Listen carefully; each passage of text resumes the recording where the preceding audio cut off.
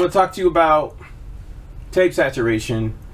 Tape saturation gives your track a nice little thickness that is just really nice to have in your music. So I'm going to go over some signal flow and how to use the Monolith to hit your tape saturator in its sweet spot, which is -18.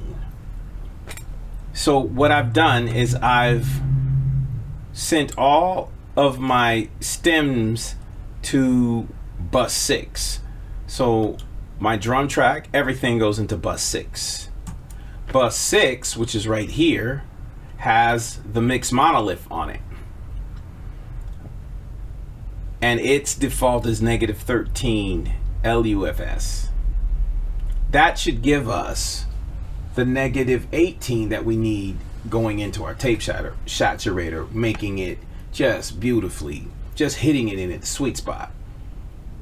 So we're going to bypass the main mix because we're going to leave Logic, go get the tape saturator, and then come back into Logic.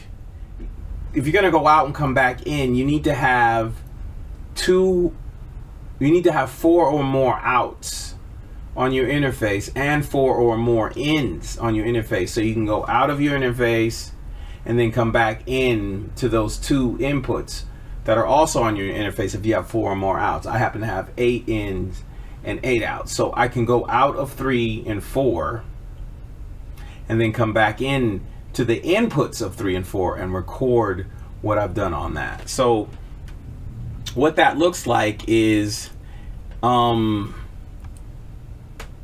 of 3 and 4. Let me go into my interface. This is my interface console, and I'm going out of 3 and 4, and then I am coming back in to 3 and 4. So it gets crazy, but you can Google signal flow. It's really not that hard. It's basically you're sending your car, the track is your car, you're taking your car out to the grocery store to get groceries, and that groceries, you're going to have tape saturation, EQ and compression, stuff that you need, then the car is going to drive back home.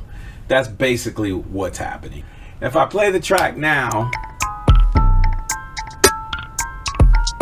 it's going about up to like 10, but we need -18. So what I'm going to do on bus 6 is put the mix Monolith on there. Its default is -30, and that should give us the -18. And we're just going to hit learn, play the track.